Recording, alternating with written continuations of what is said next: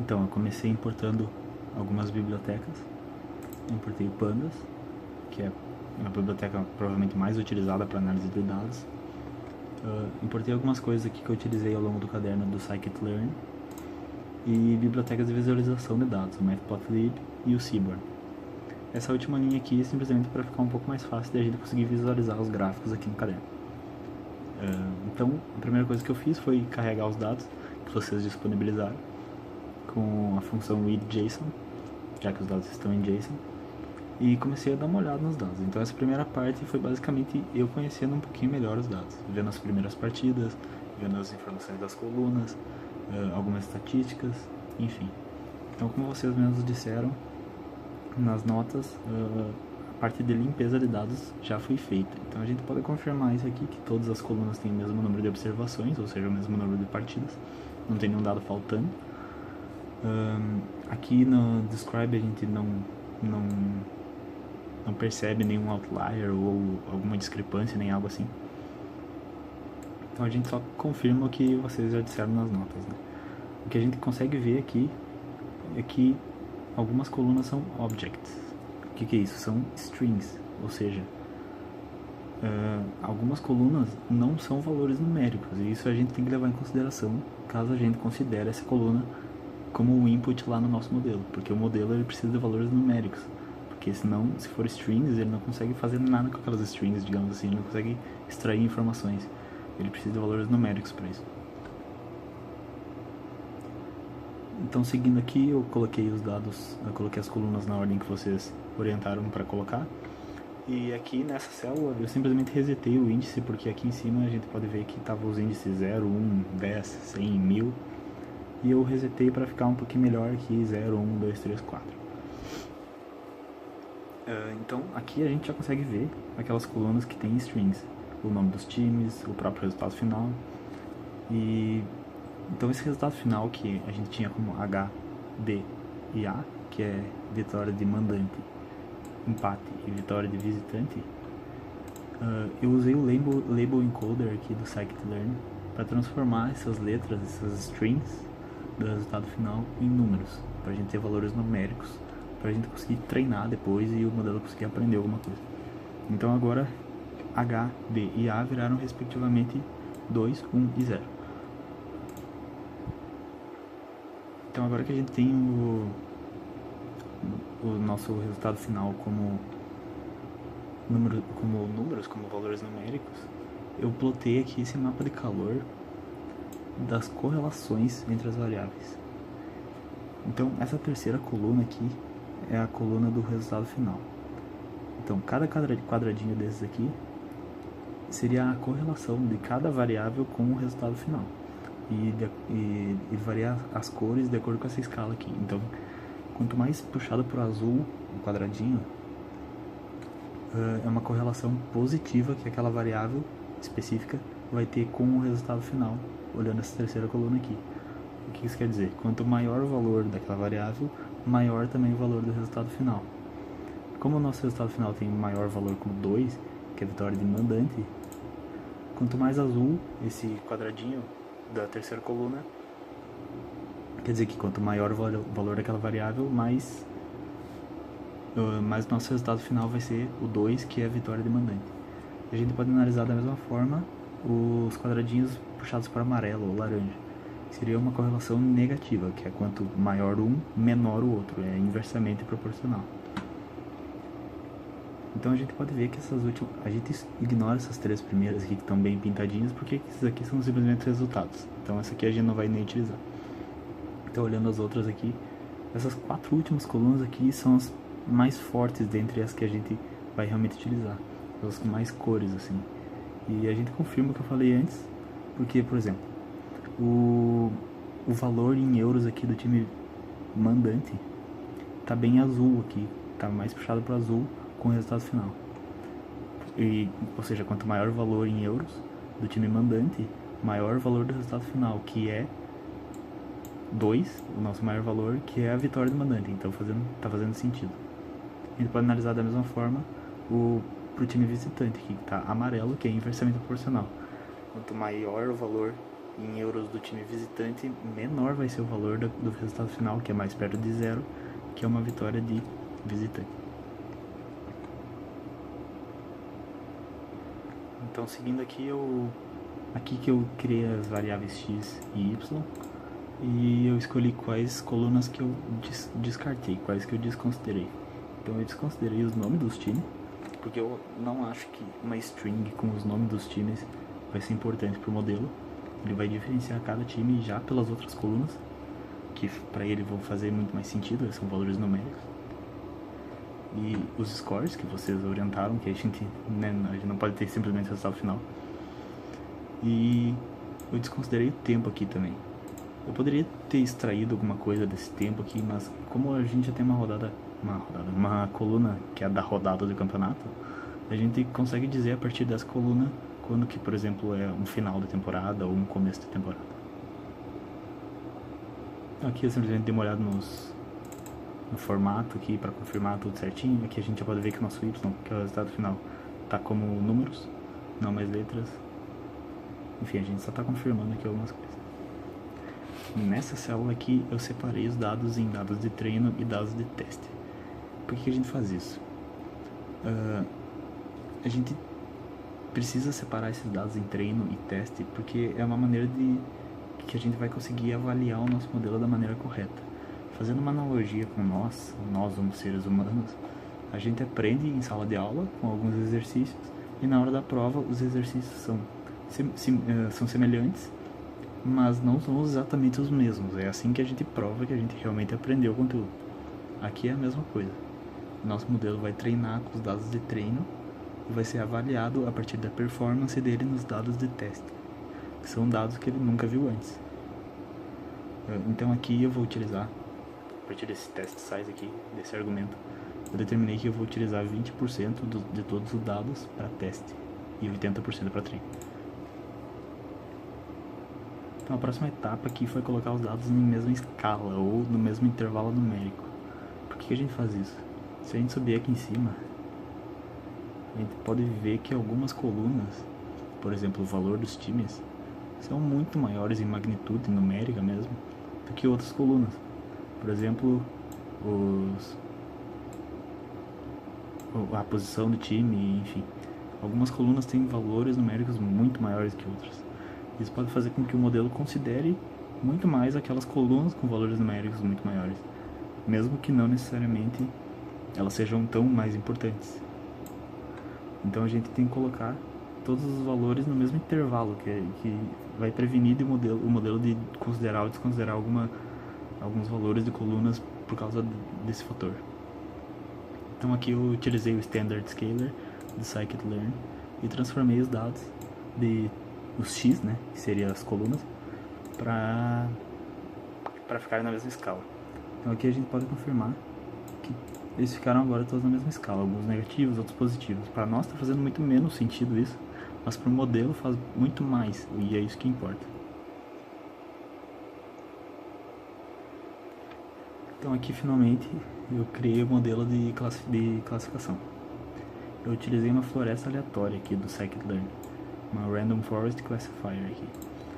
O que é isso?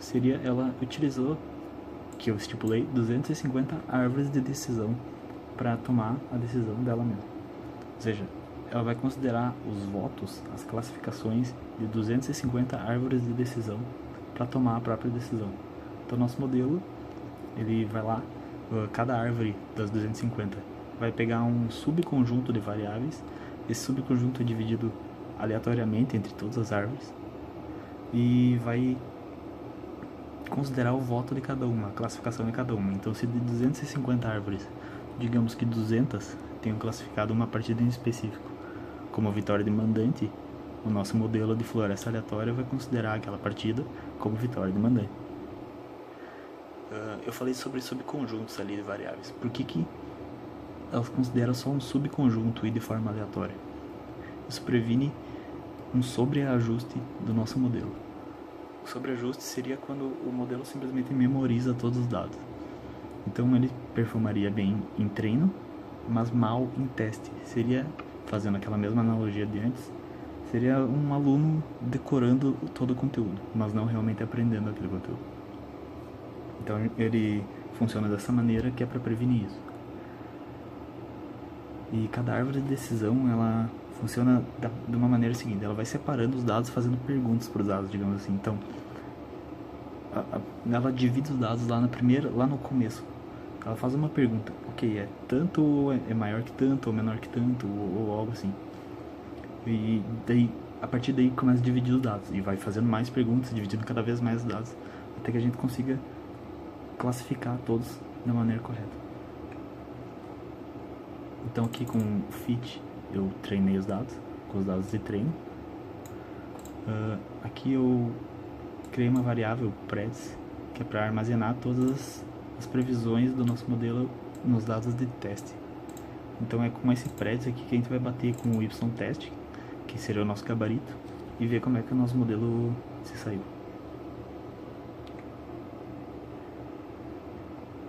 Então aqui eu usei o relatório de classificação do scikit-learn, que é isso aqui, que a gente conseguir dar uma olhada em algumas métricas.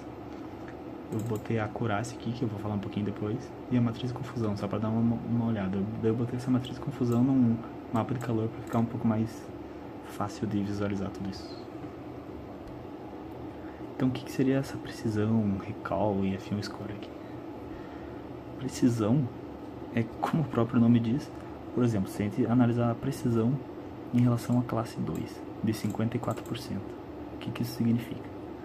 De todas as partidas que o nosso modelo classificou como vitória de mandante, dentre todas as previsões que ele fez dessa classe, ele acertou 54% delas. O quão preciso ele foi naquelas previsões. O recall, que é ou revocação, explicando, ele soa um pouco parecido com a precisão, mas não é a mesma coisa. O recall ele considera todas que realmente são aquela classe. Então, de todas que já são, que a gente já sabe que é, olhando nosso gabarito, digamos assim, que é vitória de mandante, ele acertou 81%. Então é um pouquinho diferente da precisão. O F1 score aqui, ele é uma média harmônica entre a precisão e o recall. Ele seria uma maneira de observar simplesmente só uma métrica ao invés de estar sempre olhando duas. Então uma média harmônica, ele tende sempre para o menor valor. E o que isso quer dizer? Se ou a precisão ou a revocação forem baixas, o nosso F1 score ele vai dar um alerta disso. Ele também vai ser baixo. Ele vai ser uma métrica com uma avaliação baixa e vai estar te dizendo, ok, ou a precisão ou o teu recall estão baixo, porque ele também vai ser baixo. A média harmônica sempre tende para o menor dos valores que tu está tirando a média. Então o que a gente quer nesse caso? Como a vitória de visitante é algo mais improvável de acontecer no futebol, claro que acontece, mas é mais improvável do que vitória de mandante, já que o nosso modelo ele vai ser utilizado para apostas, pessoas vão apostar a partir das previsões desse modelo, digamos, é bom que caso ele preveja algo menos provável, ou seja, a vitória do visitante, é bom que ele esteja confiante daquilo, é bom que ele seja preciso naquilo, é bom que a precisão dele para a classe 0 ou a classe de vitória de visitante seja alta. Então nosso modelo aqui ele saiu com 50% de precisão nessa classe. Para vitória de mandante é algo muito mais comum de acontecer no futebol. Ou seja, a gente quer um modelo que capture ao máximo possível todas essas vitórias de mandante.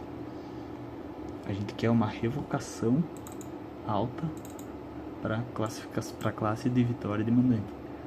E o nosso modelo conseguiu capturar 81% dessas vitórias de mandante. Já para empate, o nosso modelo não classificou muitos empates aqui. A gente pode ver isso, essa matriz de confusão seria os números que a gente está observando de classificações que ele fez. Então, aqui as colunas, no caso esse eixo X aqui, seria o que ele classificou. Por exemplo, ele classificou 26 empates de que realmente eram empates aqui. Então, o nosso eixo X é as classificações do nosso modelo e o eixo Y é o que realmente é. Então, ele classificou 38 empates que na verdade eram vitória de mandante, classificou 26 empates que realmente eram empates, classificou 30 empates que na verdade eram vitória de visitante. Então é assim que a gente lê essa matriz de confusão aqui, esse mapa de calor. Então a gente pode ver que ele não se saiu muito bem em empates. E só para provar com empates pode complicar a vida do nosso modelo, eu criei um outro modelo aqui, bem rapidinho, mais simples, com o mesmo número de árvores, mas com uma profundidade máxima bem menor, uma profundidade máxima de 3. O que isso quer dizer? Que o número de perguntas que as nossas árvores vão fazer para separar os dados é muito menor, ou seja, ele está simplificando a situação muito mais do que ele deveria. Ele vai estar subajustando. Então aqui, olhando a mesma coisa, a gente pode ver que ele completamente desconsiderou os empates. Ele não classificou nenhum empate. Então ele está simplificando muito mais do que deveria a situação. É um modelo que está subajustando. Então eu já falei sobre sobreajuste e subajuste. A gente tem que encontrar um balanço aí. A gente não pode nem estar sobreajustando e nem subajustando.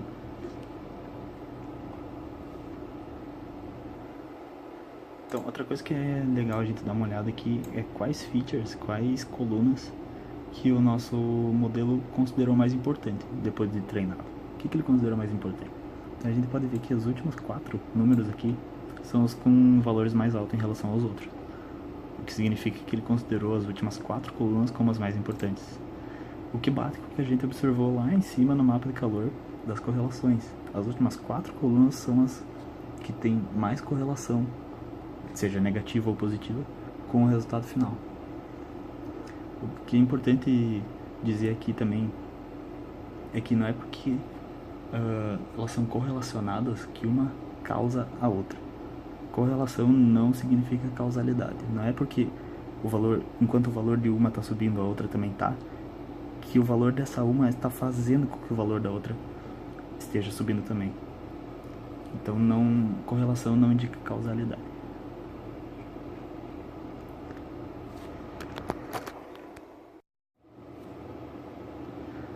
Então eu comecei importando algumas bibliotecas, importei o Pandas, que é a biblioteca provavelmente mais utilizada para análise de dados.